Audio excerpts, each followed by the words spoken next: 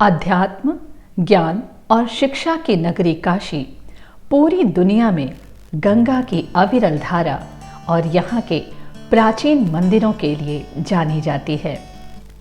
ज्यादातर काशी वासियों की दिनचर्या मंदिरों से ही शुरू होती है।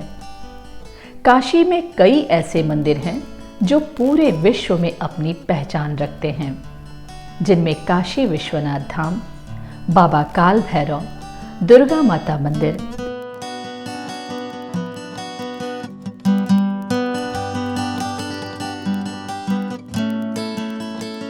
संकट मोचन मंदिर और महामृत्युंजय महादेव मंदिर का प्रमुख स्थान है, जिनके दर्शन मात्र से ही इंसान को परम सुख की प्राप्ति होती है और उनका कल्याण होता है।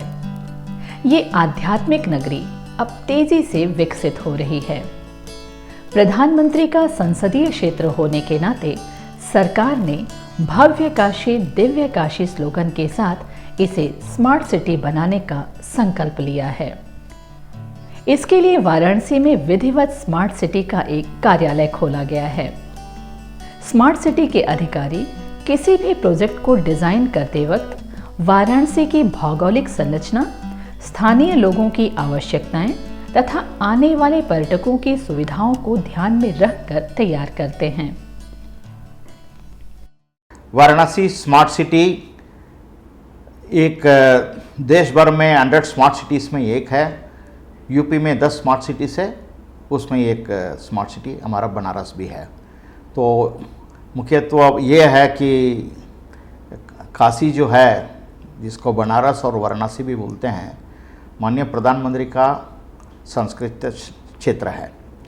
तो वैसे भी ये बहुत जाने माने religious world's most ancient city कहलाते हैं। तो कुछ लोग कहते हैं 5000 ईयर्स ओल्ड, कुछ लोग कहते हैं उससे भी अधिक पुराना है। तो यहाँ का कल्चरल हेरिटेज, स्पिरिचुअल और रिलीजियस कैपिटल भी इंडिया का बोलते हैं। जब भी स्मार्ट सिटी ने अपने प्रोजेक्ट्स को जो डिज़ाइन किया है, तो यहाँ का जो लोकल पब्लिक है, इलेक्टेड रिप्रेजेंटेटिव्स है, उन सब की कंसल्टेशन में वही प्रोजेक्ट्स लिया गया है और लोगों का, यहाँ का जो सिटीजन्स है उनको भी यूज़फुल हो, जो टूरिस्ट आते हैं उनको समस्या क्या है उसको दूर करने की कोशिश किया है। काशी विश्वनाथ की इस नगरी में सबसे पहले बाबा काशी विश्वनाथ मंदिर के विस्तारीकरण का कार्य शुरू किया गया। मंदिर के पुरातन स्वरूप को यथावत रखते हुए इसका सुंदरीकरण किया गया। आज लगभग 5,27,000 वर्ग फीट में विस्तारित काशी विश्वनाथ कॉरिडोर देश और दुनिया से आने वाले पर्यटकों के आकर्षण का केंद्र है। मंदिर की नक्काशी बेहद खूबसूरत तरीके से की गई है। मंदिर के चारों तरफ लकड़ी का 4 विशालकाय प्रवेश द्वार बनवाया गया है। अब श्रद्धालु गंगा जी से जल लेकर सीधे मंदिर परिसर तक पहुंच सकते हैं। बाबा काशी विश्वनाथ देश के 12 ज्योतिर्लिंगों में शिव के एक स्वरूप हैं। काशी में भी 12 ज्योतिर्लिंग अलग अलग स्थानों पर स्थापित किए गए हैं।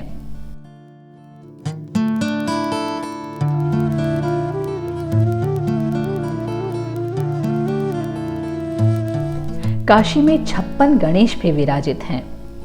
भैरव के 8 स्वरूप भी काशी में विराजित हैं। 12 आदित्य अर्थात सूर्य भगवान के 12 स्वरूप काशी में अवस्थित हैं। 9 दुर्गा और मां 9 गौरी की मूर्तियां भी काशी में अलग अलग स्थानों पर विराजित हैं। देश के चारों धाम के प्रतीक मंदिर काशी के 4 स्थानों पर स्थापित हैं, जिनका दर्शन करके श्रद्धालु 4 धाम की यात्रा का फल पा सकते हैं। दिव्य मंदिरों की ये श्रृंखला काशी आने वाले श्रद्धालुओं की आस्था का केंद्र है। जब से काशी विश्वनाथ कॉरिडोर का लोकार्पण प्रधानमंत्री श्री नरेंद्र मोदी द्वारा किया गया है, तब से काशी में पर्यटकों का आवागमन बढ़ा है। हम बाबा विश्वनाथ दरबार से देश दुनिया के उन श्रद्धालु जनन के प्रणाम करत है जो अपने अपने स्थान से इस महायज्ञ के साक्षी बनत होन।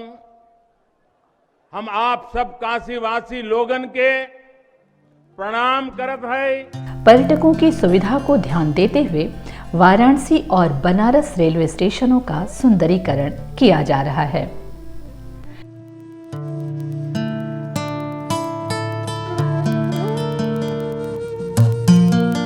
एयरपोर्ट से वाराणसी मार्ग की सुंदरता पर भी अधिक ध्यान दिया गया है। एयरपोर्ट से शहर का आवागमन सुगम हुआ है।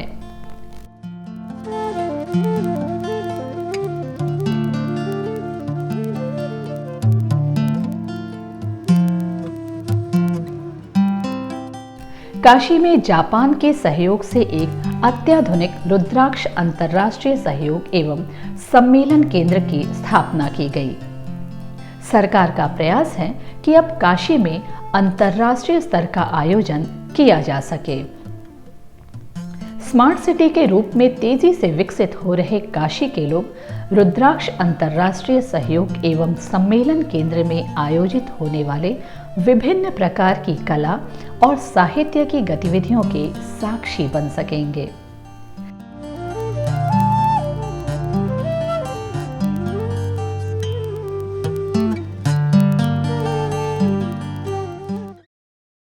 ₹186 करोड़ रुपए की लागत से तैयार ये केंद्र शिवलिंग के आकार में निर्मित है।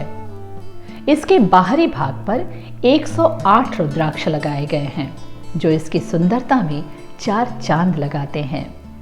हॉल के अंदर लगाई गई आरामदायक कुर्सियां तथा स्टेज के लाइट और साउंड का संयोजन यहां आयोजित कार्यक्रम की भव्यता को शानदार स्वरूप प्रदान करते हैं।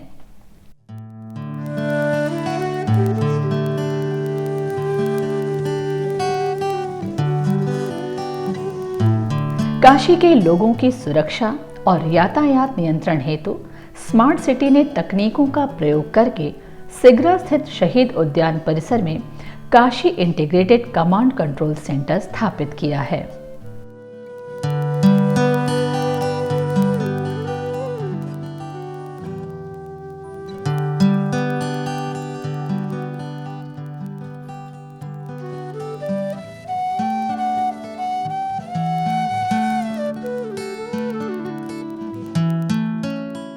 जी, वाराणसी में नागरिकों की सुविधाओं के लिए हम शहर को एक अत्याधुनिक सिटी बनाने के लिए स्मार्ट सिटी योजना का संचालन किया गया।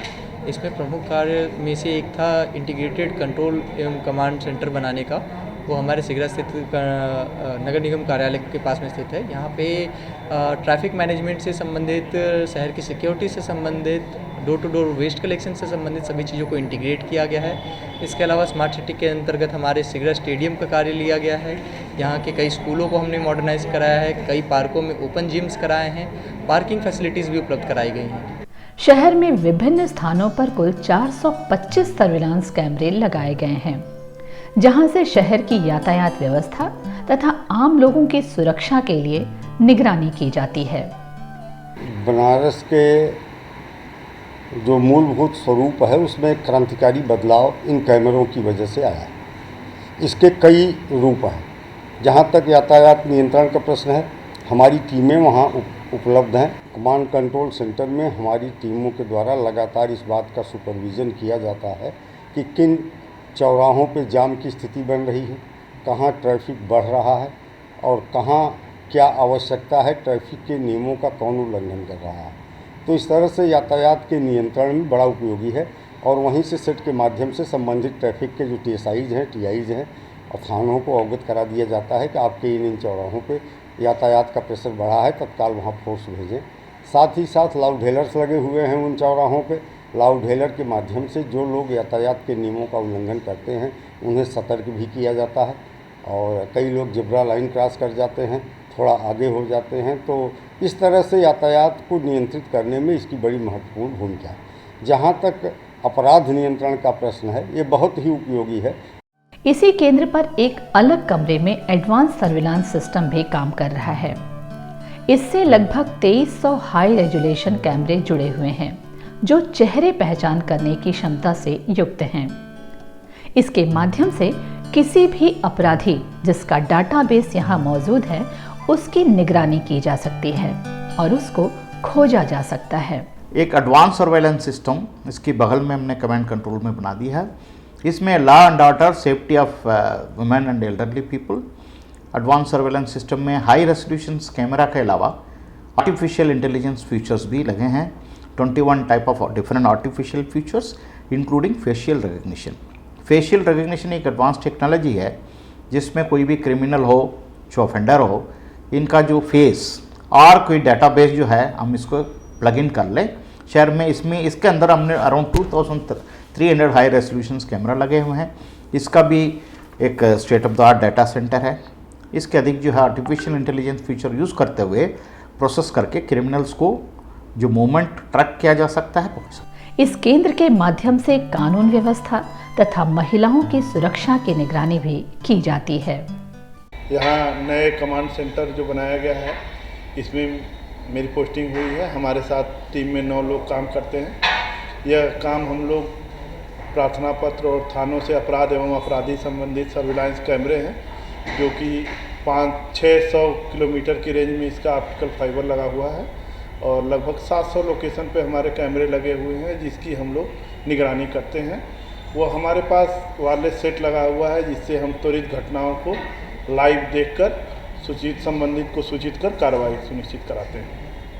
और यदि कोई व्यक्ति पीड़ित आ जाता है जिसका सामान गुमशुदा, छूटा, खोया पाया, ऐसे में उनकी पूरी मदद करते हैं। यदि कोई वाहन संबंधित कार्य है तो उसको भी डिटेक्ट करके उससे संबंधित कार्रवाई कराई जाती है। बनारस में पर्यटकों के आगमन के साथ ही यातायात और पार्किंग की समस्या बढ़ने लगी। इसके समाधान के लिए शहर के बीचों बीच 2 बेसमेंट पार्किंग बनाए गए। एक बेसमेंट पार्किंग बेनियाबाग पार्क में बनाया गया और ये बेनियाबाग खुल जाने से बहुत काफ़ी राहत हो गई है। नहीं तो हम लोग 2-2 घंटे जाम में फंसते थे। और ये अंडरग्राउंड पार्किंग है, बहुत अच्छा पार्किंग है और बहुत ज़्यादा सुविधा हो गई है। यहाँ गाड़ी खड़ी कर दी है और कोई मिनिमम चार्ज, बहुत ज़्यादा चार्ज भी नहीं है और बहुत अच्छा है ये। पार्क को आधुनिक सुविधाओं के साथ आम जन के लिए खोल दिया गया है। यहाँ बोटिंग की सुविधा उपलब्ध है, ओपन एयर थिएटर बना है और बच्चों के लिए किड्स प्ले जोन तथा ओपन जिम भी बनाया गया है।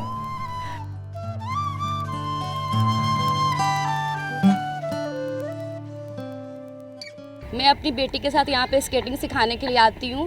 पहले ये बेनिया पार्क की कंडीशन काफ़ी ख़राब थी। पहले यहाँ लोग आते थे, बैठते थे, काफ़ी इधर उधर के लोग आके बैठ के टाइम पास करते थे। लेकिन जब से ये बेनिया पार्क बना है, इसकी वजह से सारे पेरेंट्स हुए या फिर बच्चे हुए जो भी आते हैं या फिर घूमने फिरने जो भी आते हैं लोग, सब लोग यहाँ पर आकर इंजॉय करते हैं। यहाँ पर फुटबॉल भी होता है, स्केटिंग क्लासेस भी चलती हैं। इसके अलावा यहाँ पर जिम भी है, जहाँ पर आकर अपना हेल्थ आदमी अच्छे से अपना बनाता है।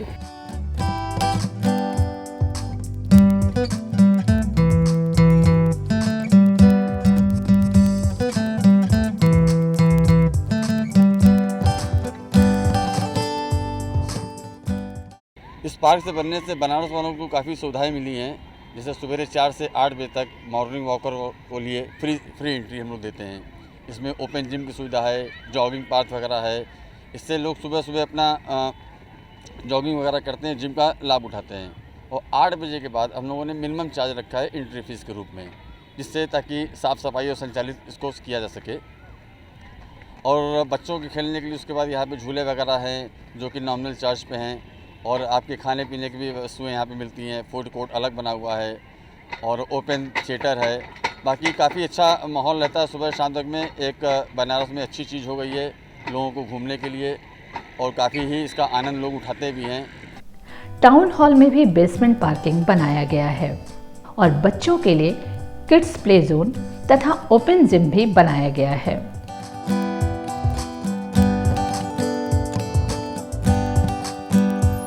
पहले बनारस में जो ये ओपन जिम की सुविधा नहीं थी, तो जिसकी वजह से लोगों को फिजिकल फिटनेस के लिए काफ़ी पैसा भी खर्च करना पड़ता था।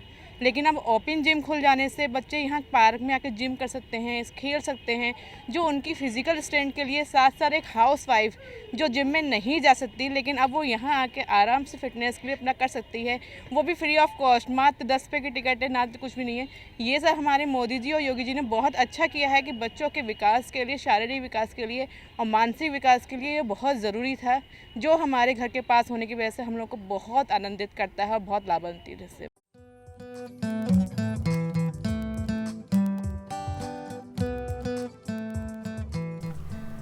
गंगा के किनारों पर बने घाटों के सुंदरीकरण पर भी बल दिया गया है।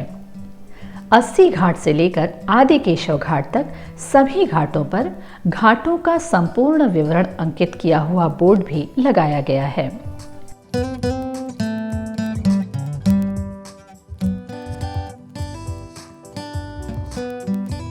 राजघाट के पास अवस्थित खिड़किया घाट को भव्य और आधुनिक स्वरूप प्रदान किया गया है। अब इसी घाट को नमो घाट के नाम से जाना जाता है। शहरी क्षेत्र से दूर अवस्थित नमो घाट बनारस के लोगों के साथ साथ आने वाले पर्यटकों के आकर्षण का केंद्र बना हुआ है।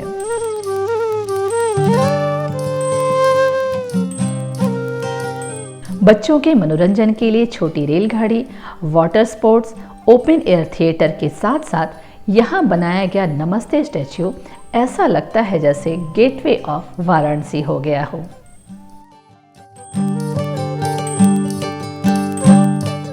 नमो नमा घाट पर 4 साल पहले कोई ऐसी व्यवस्था नहीं थी जो आज चहल पहल है।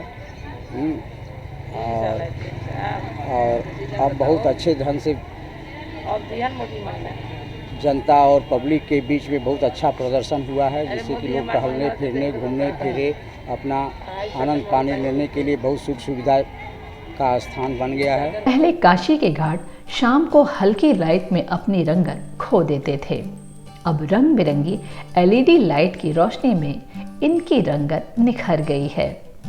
गंगा घाटों पर होने वाली भव्य गंगा आरती के समय चारों ओर की जगमग रोशनी जब गंगा की धार पर पड़ती है तो लगता है तारे जमीन पर उतर आए हैं।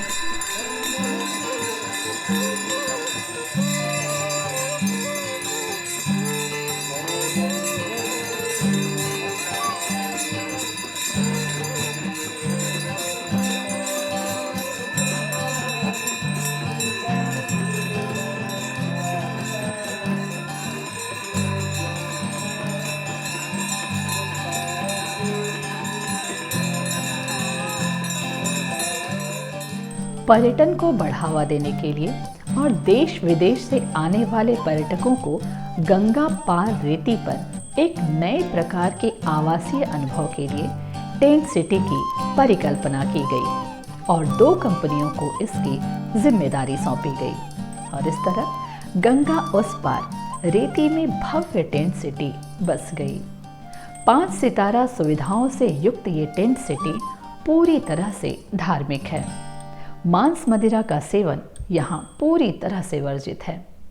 यहाँ से पर्यटक काशी के कुछ प्रमुख घाटों का अद्भुत नज़ारा देख सकते हैं।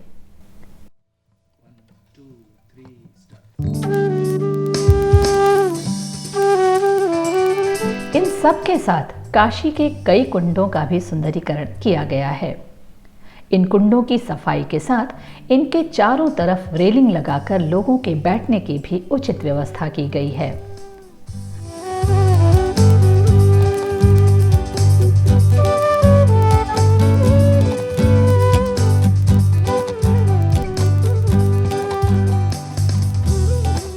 संपूर्णानंद सिगरा स्टेडियम को भी विस्तारित करके उसे अंतर्राष्ट्रीय स्तर की खेल प्रतियोगिताओं के आयोजन के लिए आधुनिक सुविधाओं से लैस किया जा रहा है, जिससे आने वाले दिनों में वाराणसी में भी अंतर्राष्ट्रीय स्तर के खेल प्रतियोगिताओं का आयोजन किया जा सके।